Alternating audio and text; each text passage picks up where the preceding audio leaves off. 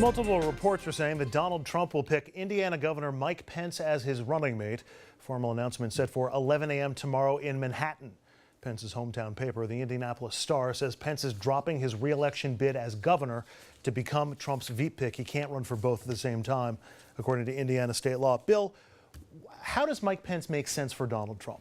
I think it's a good pick. I mean, Donald Trump makes sense for Mike Pence because he was having trouble in his re-election. Not what I asked. Yeah, no, it's a good point. It makes sense. Trump had to do one of two things. He either had to shore up his right to try and bring in social conservatives and other conservatives, or he had to move to the center, even further to the center, and try and pick up disaffected populist and Sanders voters. So he went to the right. The implication is if Pence takes him to the right, that means Trump thinks he can win the middle? He thinks he wants that 10% of conservatives that say they won't vote for him.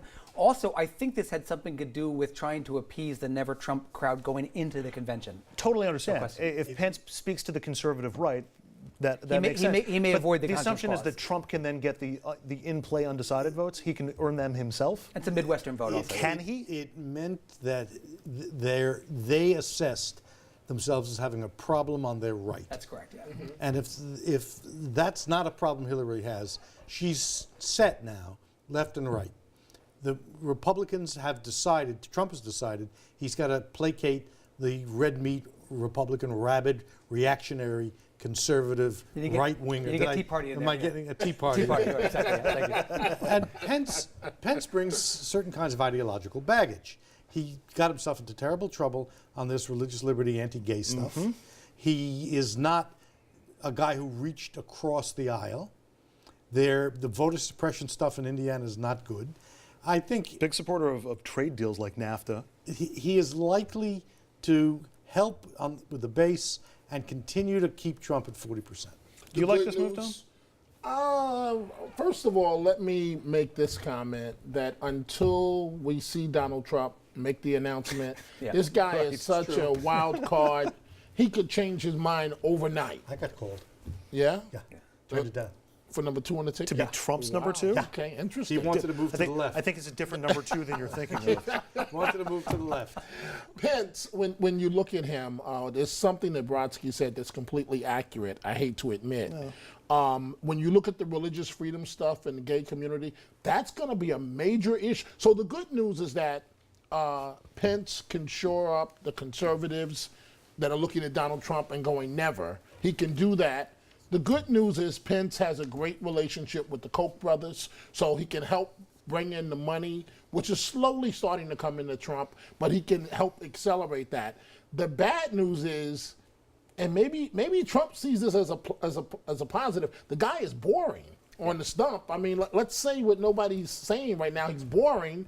And the religious freedom stuff, the Democrats are going to try and hang that with the gay community to energize their base and hang it around his neck. 2 really good points there. And would Trump have hurt himself if his number 2 also had personality? Let's say a Gingrich or a No, Christie? I think that's right. I think that's one of the appealing parts is that Pence is not a huge personality. This is all about appeasing conservatives. It's really, otherwise it's immaterial to the election. Pence isn't going to be adding a ton to the average voter is not going to be looking at it. So make Hillary's choice sort of very much more interesting. That's where I think she goes Tim Kaine. I think she stays in the middle. That may be, but you have this admiral being vetted in the last couple of days. She may want to do something that makes her a little less establishment, and it means that she now has 2 weeks to figure out one of the decisions that are going to enable her maybe to recapture the ground she lost. Yeah. All right, I want to move on because the schedule for next week's Republican National Convention has just been released. It kicks off Monday night with a Benghazi-themed evening, followed by a border agent whose son was killed by an undocumented immigrant. The list of speakers is also just out, and it is out of the ordinary. It includes as many Trumps as sitting senators, as many billionaires as governors, 3 sports figures, including quarterback Tim Tebow and the head of the Ultimate Fighting League, and 2 soap opera stars. I was actually expecting a little more pizzazz to come out. That's the Republican coalition. I'm sorry Tebow. I'm sorry they went light on the soap opera people.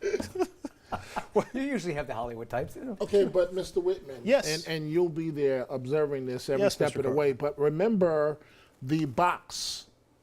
Trump is outside the box. And okay, so he gives us the political insight as what we want.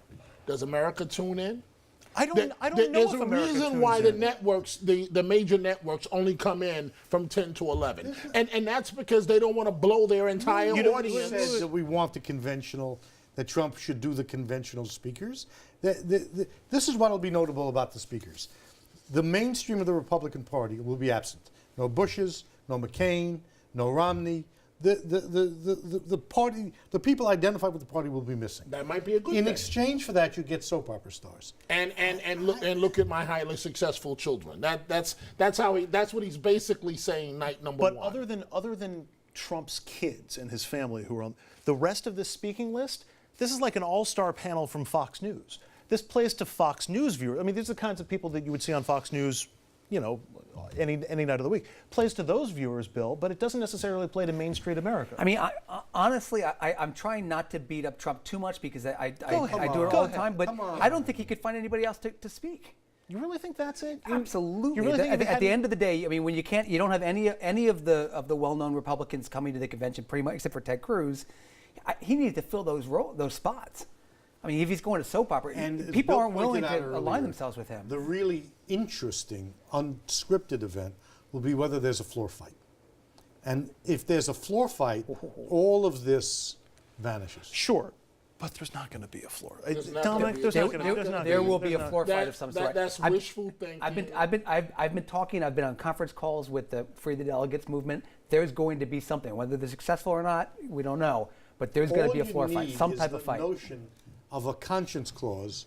If they get it to the floor of the convention, that's the big. The nation will watch the Republican Party turn down a conscience clause when they want to allow it for people who don't want to sell wedding cakes to gay Dominic, people. even if that's the case, unless there's chaos on the floor, unless it there's won't people be. yelling over each other, And it it's, won't be. you know how this plays on TV. Right. It's going to be carefully orchestrated and let The me- Trump people are going to carefully orchestrate something. Trump is being Say that perceived, again. Trump is being perceived as a winner now, and folks Only are by going, you. Let and him folks finish. and Let him folks finish. are going to start getting on board. Listen, I think it's a disaster in the making. But let me also say this. Here's one of the things that scares me right now about Donald Trump. We'll be at the announcement tomorrow morning at 11 a.m. when he makes the announcement. Guess what? It's not open to the public. That's scary. Think about this.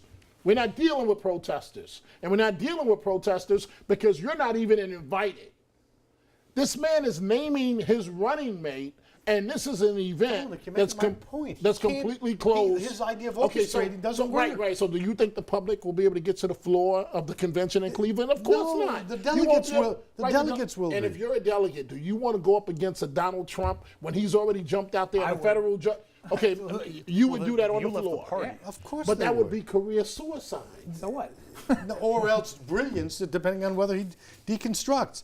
Bill is telling us that there are people attending the convention with credentials who are going to try to precipitate a floor fight on a conscience clause, right? see. But You're these gonna are, the, see it. these, We'll are the, see. these are the same people who are trying to engineer Marco Rubio in the Right. primaries Right. and said, oh, no, we'll get him in South Carolina since we didn't get him in New Hampshire. I mean, this is the same. You know, when you're over never 24, sooner or later you get a base hit. It doesn't work that way. It does. It doesn't work that way. You could be a 0-0-0 hitter. What's the biggest thing you're looking forward to in Cleveland? Coming home. Besides that. The Rock and Roll Hall of I'm Fame. curious. Yeah, yeah, I'm, yeah. I'm, Besides that. I'm curious actually to hear Trump's speech, and I'm curious to hear Melania Trump. Because I think if there's anybody who's speaking in prime time who people might connect with who they don't know Let me already, see if I take it might be her. That someone named Melania is going to connect with Middle America? She might. That's what I'm trying to Of find out. course she That's will. what I'm trying to Of find course out. she will. She'll connect with East 61st and Madison. No. I don't know what world we're looking at. She is, whether we like it or not, she's perceived What do you as base that on? she's perceived as success. She's perceived as Donald Trump's trophy wife. Everybody is going to watch and listen to what she has to say.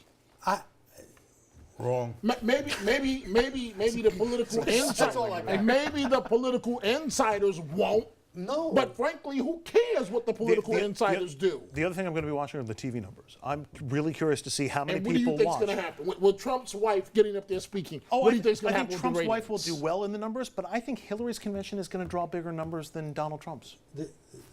This is not the Desperate Housewives of Cleveland. Yeah, okay. This is. Okay, this is that's not people the have a term. good. I call it the Kim Kardashian. No. effect. What campaign have you been watching? This is exactly the Real I've been Housewives watching cycle. the Republican campaign for president. And now, if they had a brain in their head, they'd be pivoting to a national, non-Republican only group. And they don't seem to be doing that. Non-Republican only group? At Yeah, the Republican they are convention? right. They have to use this as a megaphone to reach people who aren't already committed. They don't seem to be doing that.